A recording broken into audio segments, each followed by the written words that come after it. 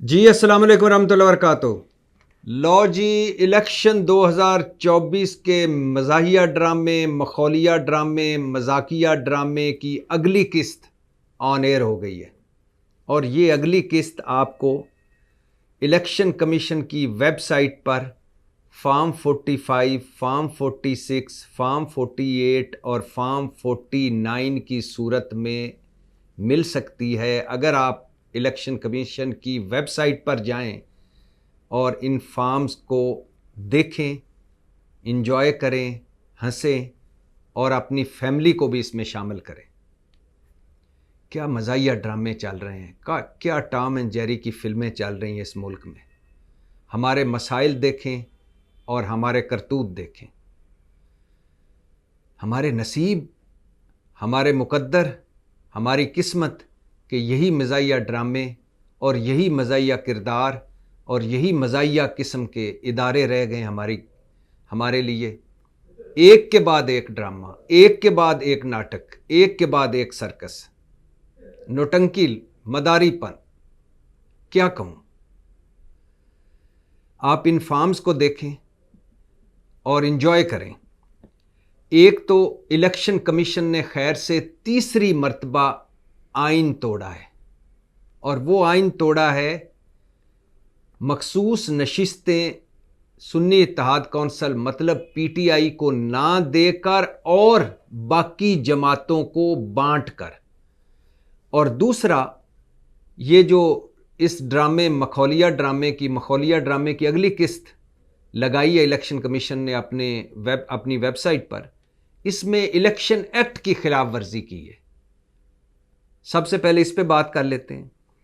Election act में है, election commission का अपना कानून है कि 14 दिनों के अंदर इलेक्शन के बाद ये सारे फार्म जो हैं, फार्म 45, 46, 48, 49, ये इलेक्शन कमीशन की वेबसाइट पर चढ़ाए जाएंगे।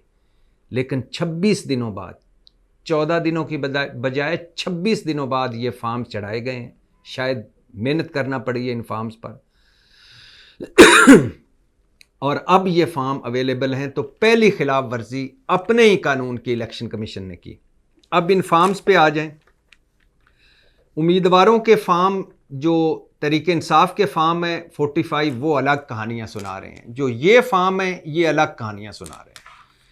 ओन चौधरी बामुकाबला सलमान अकरम राजा का फार्म देख लें, कैसरा इलाही बामुकाबला चौधरी सालक का फार्म देख लें, नवाज शरीफ बामुकाबला यास्मीन राशिद का फार्म देख लें, शुएब शाहीन बामुकाबला डॉक्टर तारक फजल का फार्म देख लें, या एक के बाद एक हर तीसरा फार्म देख लें।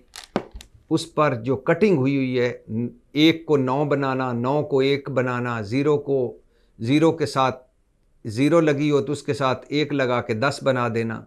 इस तरह के ये फार्म्स आप देख लें। और फिर पाकिस्तान तरीके इंसाफ का वाह वेला और दुहाइयाँ देख लें।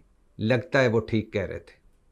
ऐसा मालूम होता है कि चोरी मैंडेट, मुबैना तौर पर बड़ी सतह पर मैंडेट चोरी हुई, और आप ऊपर से सीना जोरी हुई, और अब मज़ीद चोरी हुई। तो एक तो ये फार्म्स देख लें, टॉम एंड जेरी फार्म, मज़ाहिया फार्म, मखौलिया फार्म, मजाकिया फार्म, और इस पर हंसें। रो रो के तो थक गए हैं, अब हंसें। हमारी किस्मत में क्या रोना है। अब तो आंसू भी खुश्क हो गए, बल्कि आंसू ख़त्म ही हो गए आंखों से। इतना रोए हैं, 76 साल रोते आए हैं।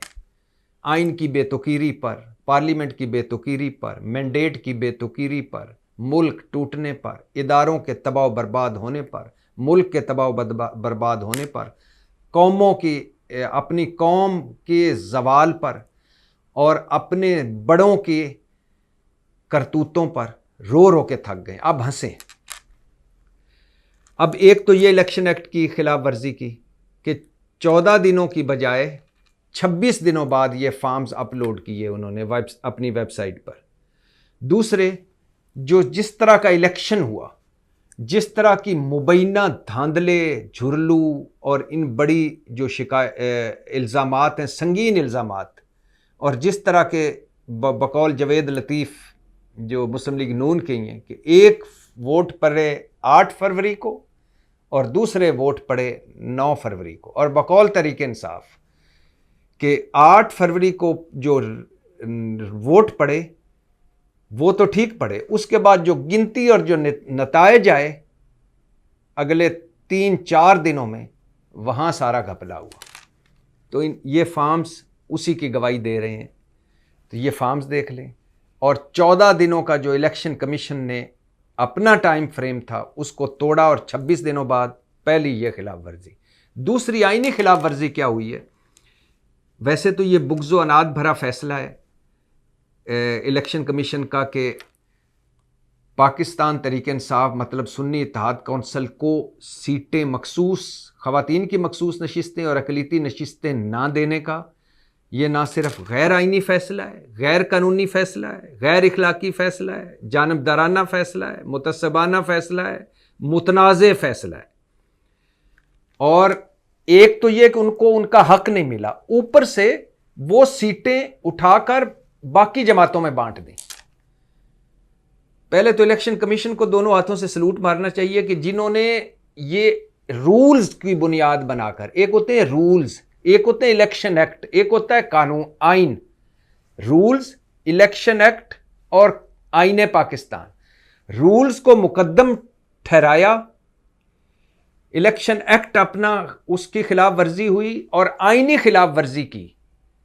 ये सुप्रीम कोर्ट के 3 रुकनी बेंच जो फायज ईसा काजी ने बल्ला छीना था, उसमें इलेक्शन एक्ट जो था वो आईने पाकिस्तान पर भारी हुआ। यहां रूल्स, इलेक्शन एक्ट और आईने पाकिस्तान पर भारी हो गए। ना सिर्फ उनसे नशिस्तें उनको नहीं दी गई, बल्कि वो नशिस्तें उठाकर बांट दी गई। और पहले सुन्नी इत्तेहाद कौंसल को, जिसमें तहरीक इंसाफ के आज़ाद उम्मीदवार उसमें जिसमें उन्होंने जाके शामिल हुए, पहले इलेक्शन कमीशन ने सुन्नी इत्तेहाद कौंसल को सियासी जमात माना। अब सुन्नी इत्तेहाद कौंसल को सियासी जमात पार्लियामेंट में नहीं मान रहा इलेक्शन कमीशन। पहले कहा पार्लियामेंट में सुन्नी इत्तेहाद कौंसल में आज़ाद उम्मीदवार शामिल हुए और वो अब सुन्नी इत्तेहाद कौंसल के अरकान कहलाएंगे। अब कहा जा रहा है कि वो सुन्नी इत्तेहाद कौंसल के अरकान नहीं है, वो आज़ाद उम्मीदवार है। ना सिर्फ तहरीक इंसाफ को नशिस्तें ना दी, बार बार कह रहा हूं, बल्कि ये नशिस्तें उठाकर बांट दी गई। तो इलेक्शन कमीशन को ये सलाम दोनों हाथों से कि उन्होंने गार्ड ऑफ ऑनर, या जैसे कल हमारे दोस्त कामरान शाहिद का फिक्र है कि गार्ड ये काम करके उन्होंने शहबाज शरीफ के वज़ीर आज़म बनने की खुशी में मिठाई तो नहीं बांटी, ये सलामी पेश की और गार्ड ऑफ ऑनर पेश किया है। तो पहले तो उनको नहीं दी, फिर आगे बांट दी। और मज़े की बात सुन लीजिए कि आइन का आर्टिकल 51, आइन के आर्टिकल 51(3) के तहत कौमी असम्बली की नशिस्तें 336 हैं। इसी तरह आइन के आर्टिकल 106, इसमें सूबाई असम्बलियों की नशिस्तों की तादाद कितनी होगी वो मेंशन होगी। अब ये जो 77 नशिस्तें थीं जो तहरीक इंसाफ या सुन्नी इत्तेहाद कौंसल को पूरे मुल्क में कौमी असम्बली और सूबाई असम्बलियों में मिलनी थी, वो ना दिए बगैर तो काम नहीं चल सकता था, क्योंकि फिर हाउस मुकम्मल ना होता। वैसे तो हाउस मुकम्मल हुए बगैर सिंध, केपी, पंजाब में हलफ उठा लिया लोगों ने, डिप्टी स्पीकर स्पीकर बन गए, वज़ीर आला बन गए, कौमी असम्बली में हलफ उठा लिया, स्पीकर कौमी असम्बली, डिप्टी स्पीकर कौमी असम्बली, वज़ीर आज़म बन गए। वहाँ किसी को कोई कुछ रत्ती भर भी शर्म ना आई कि हाउस ही मुकम्मल नहीं है। लेकिन ये हाउस मुकम्मल चूँकि नहीं रखा जा सकता था, लिहाजा किसी न किसी इसका कोई तो हल निकालना था। तो आइन का आर्टिकल जहाँ 51 कौमी असम्बली की तादाद, मेंबरान की तादाद बताता है, आइन का आर्टिकल 106 जिस तरह सूबाई असम्बलियों की तादाद बताता है, इसी तरह आइन का आर्टिकल 51(3) कौमी असम्बलियों की तादाद, मेंबरान की तादाद। इसी तरह आइन ही कहता है कि जितनी सीटें कोई जीते जनरल इलेक्शन में, उतनी उसकी हिसाब से आप उसको मखसूस नशिस्तें दे दें, ख़वातीन की और अक़लियती। ये कुछ इस तरह का हिसाब बनता है कि अगर 20 सीटें कोई जीतता है कौमी असम्बली की, तो उसको 5, 4 या 5 के हिसाब से या 4 के हिसाब से 4 मेंबरान पर एक मखसूस नशिस्त उसको दे दी जाती है। तो ये भी आइन ही कहता है। लेकिन इलेक्शन कमीशन ने रूल्स का सहारा लिया, इलेक्शन एक्ट की वायलेशन की और आइन की वायलेशन की। एक बार फिर आइन तोड़ा और इलेक्शन कमीशन ने यह तीसरी मरतबा आइन तोड़ा है। पहली मरतबा मरकज़ और केपी और पंजाब में इलेक्शन ना करवा के बर वक्त 90 दिनों में, दूसरी मरतबा वफाक में इलेक्शन ना करवा के, और ये सुप्रीम कोर्ट कह रही है, 2 मरतबा सुप्रीम कोर्ट ने कहा है कि इलेक्शन कमीशन ने आइन तोड़ा, जस्टिस बंदयाल की सुप्रीम कोर्ट ने कहा, फिर फायज ईसा काजी की सुप्रीम कोर्ट ने कहा, और इलेक्शन कमीशन ने यह भी सुप्रीम कोर्ट ने कहा कि इलेक्शन कमीशन ने आइन को नए सिरे से लिखा। यह भी सुप्रीम कोर्ट ने कहा कि इलेक्शन कमीशन ने जमहूरियत को पटड़ी से उतारा। तो एक मरतबा फिर जमहूरियत को पटड़ी से उतारा इलेक्शन कमीशन ने, एक मरतबा फिर वोट की इज्जत को पामाल किया, एक मरतबा फिर जमहूरियत को पामाल किया, एक मरतबा फिर पार्लियामेंट को पामाल किया। तो एक तो रूल्स की खिलाफ वर्जी जो थी, रूल्स की खिलाफ वर्जी नहीं होने दी, लेकिन इलेक्शन एक्ट की खिलाफ वर्जी हो गई, आइन की खिलाफ वर्जी हो गई 2008। अब इसकी मिसालें मौजूद हैं। अगर इलेक्शन कमीशन चाहता तो ये सीटें, मखसूस नशिस्तें दे सकता था सुन्नी इत्तेहाद कौंसिल, मतलब पाकिस्तान तहरीक इंसाफ को। 2018 में पीटीआई ने देर से नशिस्तें, ख़वातीन की मखसूस नशिस्तें पंजाब असम्बली की फहरिस्त दी, उनको नशिस्तें मिल गई। 2018 में ही केपी में बाप पार्टी ने इलेक्शन नहीं लड़ा था, बाद में 3 आज़ाद अरकान उसमें शामिल हुए, और उसके बाद इलेक्शन कमीशन ने उनको एक मखसूस नशिस्त दे दी। दूसरी एग्जाम्पल। तीसरी, 2013 में पंजाब असम्बली में नून ने ख़वातीन की कम नशिस्तें दी थी, लेकिन वो इलेक्शन में ज़्यादा लोग जीत गए, तो बाद में उन्होंने ख़वातीन की और मज़ीद उस जीते हुओं की को देख कर, उनकी तादाद गिनकर मज़ीद नशिस्तें, ख़वातीन की मखसूस नशिस्तों की फहरिस्त दी, और इलेक्शन कमीशन ने उनको भी सीटें दे दी। तो 3 एग्ज़ाम्पल्स भी मौजूद थी, नहीं दी। और सुन्नी इत्तेहाद कौंसिल को पहले जमात माना था, अब नहीं माना। तो कहने का मकसद है कि जैसा इलेक्शन वैसे इलेक्शन के बाद के फैसले। एक मैंडेट चोरी का इल्ज़ाम है, अब ऊपर से मखसूस नशिस्तें ना देने का है, और अब एक मरतबा फिर तहरीक इंसाफ ने, इमरान खान ने इहतजाज की कॉल दे दी है। वो मुल्क जो अब एक लम्हा भी गफलत बर्दाश्त नहीं कर सकता, हमारे मसाइल ऐसे हैं। यानी IMF ने नई शर्तें दे दी हैं कि मज़ीद टैक्स लगाओ, मज़ीद रियायतें ख़त्म करो, और मज़ीद सख्त करो शिकंजा आवाम के ख़िलाफ़, मज़ीद महंगाई, मज़ीद गुर्बत, मज़ीद बेरोज़गारी। और ऊपर से हुकूमत ने IMF से ज़्यादा कर्ज़ा लेने की ठान ली है। अब जब एक फ्रंट पे मुआशी बुरान है, और जब डायलॉग की ज़रूरत होनी चाहिए थी, जब इकट्ठे बैठने की ज़रूरत होनी चाहिए थी, जब मुल्क और कौम को आगे बढ़ाने की ज़रूरत होनी चाहिए थी, उस पर फार्म 45 और फार्म 47 के जीते हुओं का तनाज़ा, मतलब मैंडेट चोरी, मतलब झुरलू, मतलब धांधली का तनाज़े, और ऊपर से एक और तनाज़ा कि मखसूस नशिस्तें भी नहीं दी। अब ये मामला जाएगा अदालत में, हाई कोर्ट और फिर सुप्रीम कोर्ट, और फिर ऊपर से सड़कों पर मामला जाएगा, और नुकसान किसका होगा? मुल्क का और कौम का। तो अब सूरत हाल ये है कि अदालत में मामला जाएगा, और कानूनी माहिरीन कहते हैं कि अदालत में ये मामला इलेक्शन कमीशन का फ़ैसला स्टैंड नहीं करेगा। ये तो क्योंकि हो ही नहीं सकता ना असूल, ना मंतक, ना आइन, ना कानून के। आप किसी को नशिस्तें ना दें जितने उसने इलेक्शन में जितने उसके मेंबर हैं उसके हिसाब से, और फिर उनकी उठा के दूसरों को दे दें। तो अब इसका अगर अदालत में इलेक्शन कमीशन का फैसला रहता है, मतलब अदालत भी इलेक्शन कमीशन के साथ ही रहती है कि इनको नशिस्तें नहीं मिलनी चाहिए और दूसरों को मिलनी चाहिए, तो फिर नुकसान क्या होगा? वज़ीर आला बन गए, स्पीकर, डिप्टी स्पीकर बन गए, वज़ीर आज़म बन गया, नुकसान होगा, सदर भी बन जाएगा, या ज़ाहिर है ये नशिस्तें मिल भी जाती फिर भी सदर ज़रदारी नहीं बनना था, तो नुकसान होगा सेनेट के इलेक्शन में, जिसमें 6-7 नशिस्तें, अगर तहरीक इंसाफ को ये नशिस्तें नहीं मिलती तो 6-7 नशिस्तें सेनेट में तहरीक इंसाफ की कम हो जाएंगी। ये नुकसान सियासी हो सकता है।